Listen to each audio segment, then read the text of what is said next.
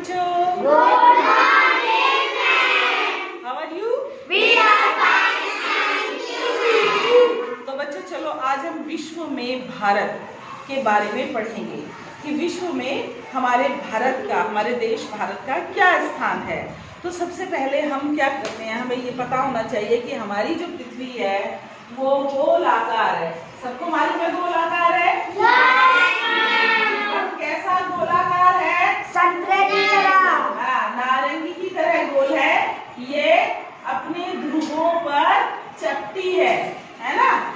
जैसे ये उत्तरी ध्रुव है और ये दक्षिणी ध्रुव है। तो नारंगी का आकार कुछ ऐसा होता है? कुछ ऐसा होता है?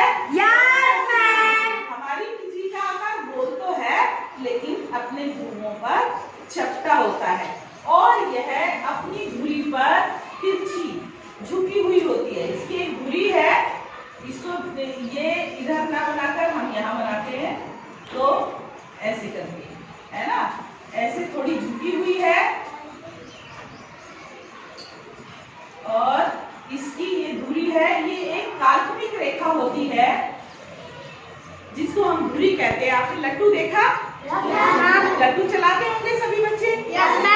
लट्टू जैसे अपनी कील पर घूमता है तेजी से, बिल्कुल उसी तरह से हमारी पृथ्वी अपनी इस कीली पर, जिसे हम धुरी कहते हैं, काल्पनिक होती है, ये कोई दिखाई नहीं देती है लेकिन मान लिया गया है कि पृथ्वी की एक धुरी है और ये इसी पर इसके चारों ओर घूमती है, गोल गोल लट्टू की तरह घूमती है। और आप सभी को पता होगा कि जब पृथ्वी अपनी धुरी पर घूमती है तो पृथ्वी का अपनी धुरी पर घूमने के कारण दिन और रात होते हैं। ये सूरज है, यहाँ सूरज है, सूरज अपनी जगह पर स्थिर रहता है ना? सूरज अपनी जगह पर स्थिर रहता है और पृथ्वी अपनी धुरी पर घूमते घूमते सूरज के चारों ओर भी परिक्रमा करती है ना? तो पृथ्वी जब अपनी धुरी पर घूमती है तो पृथ्वी का जो भाग सूर्य के सामने होता है उस भाग पर दिन होता है और जो भाग सूर्य से दूसरी तरफ होता है, विपरीत दिशा में होता है, वहाँ रात होती है। इतनी बात समझ में आ गई सबको? Yes ma'am. अभी हम जो पढ़ रहे हैं, हम इस चीज के बारे में नहीं पढ़ रहे हैं, हम जानना चाहते हैं कि जो ग्लोब है, ग्लोब पर हमारे देश की क्या स्थिति है। ये ग्लोब है, हमारे पास ये ग्लोब है, पृथ्वी का एक नमूना। ग्लोब क्या होता है? पृथ्वी का एक नमूना। और इसी तरह ग्लोब का कागज पर, कागज के ऊपर जो समतल प्रस्तुतिकरण होता है, जैसा कि आपकी कक्षा में वो भारत का नक्शा लगा हुआ है, तो अगर इसको ऐसे सीधा कर दिया जाए तो वह मानचित्र या नक्शा कहलाता है। समझ में आया? Yes ma'am. ग्लोब किसे कहते हैं? पृथ्वी का एक नमूना। ग्लोब क्या है? पृथ्वी का एक नमूना। और मानचित्र क्या है? ग्लोब का समतल प्रस्तुतिकरण। मानचित्र क्या है? ग्लोब का समतल प्रस्तुतिकरण। ग्लोब गोलाई में होता है और नक्शा, मानचित्र सीधा होता है। इतनी बात समझ में आ गई सबको? यस।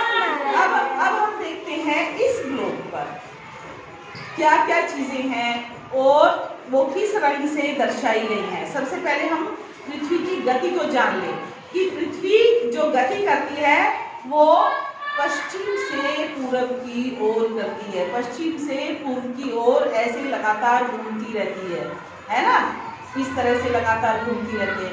क्या है पृथ्वी की गति? कौन सी दिशा से कौन सी दिशा में है? पश्चिम से पूरब की ओर। पश्चिम से पूर्व की ओर। अब हम इस ग्लोब पर जो नीला भाग देख रहे हैं, जितना भी हम नीला भाग देख रहे हैं वह सब क्या है? महासागर। ये पृथ्वी पर पानी का रूप है।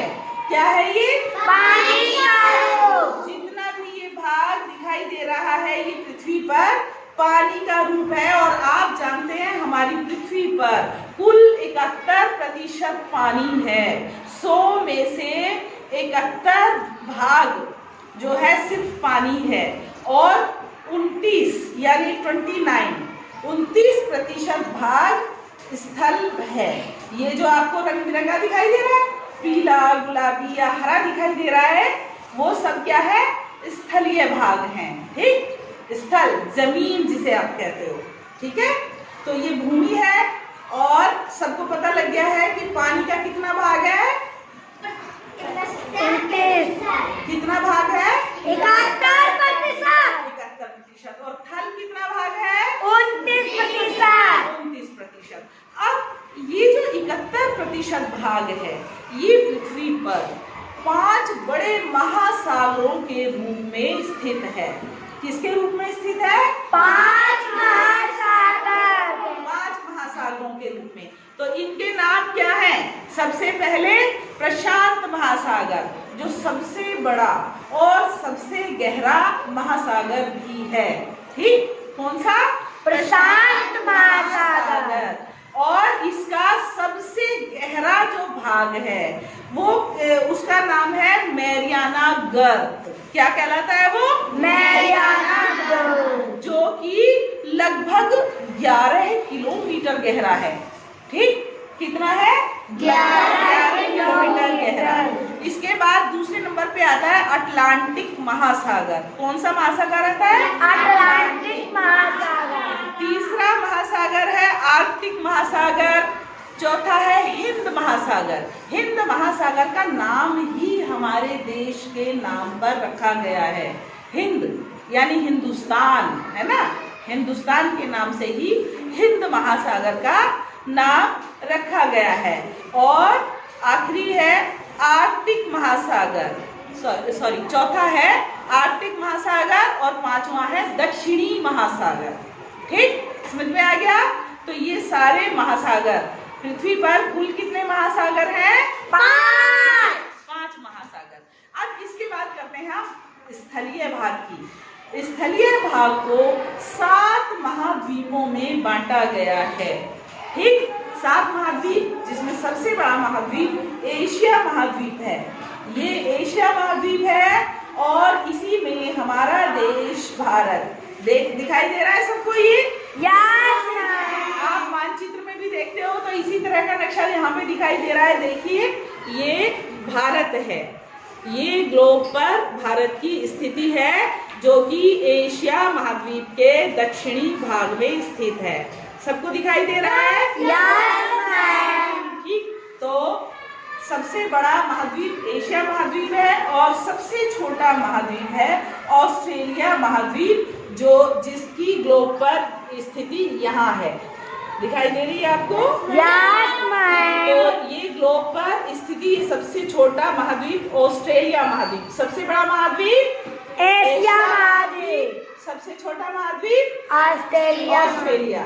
अब आते हैं उत्तरी अमेरिका और दक्षिणी अमेरिका। कितने महाद्वीप पढ़ लिए अब तक हमने?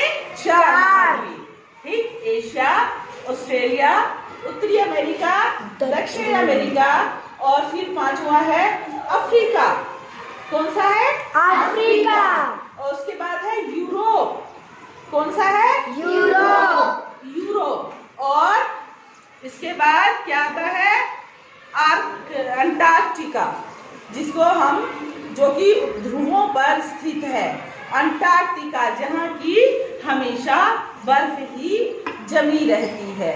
और आप जानते हैं बच्चों, ये जो पृथ्वी का लगभग 19% भाग है, जिस पर 7 महाद्वीप स्थित हैं, जिनके नाम अभी हमने पढ़े, हम फिर से बोले? Yes ma'am. तो आप हमारे साथ बोलेंगे एशिया, यूरोप, अफ्रीका, उत्तरी अमेरिका, दक्षिणी अमेरिका, ऑस्ट्रेलिया और अंटार्कटिका। ठीक, अब संसार की सबसे बड़ी पर्वत श्रृंखला हिमालय पर्वतमाला भी एशिया महाद्वीप में स्थित है और संसार का सबसे ऊंचा पर्वत शिखर माउंट एवरेस्ट भी एशिया महाद्वीप में ही स्थित है। ठीक, और इसकी ऊंचाई जानते हो कितनी है? 8,848 मीटर। कितनी है? 8,848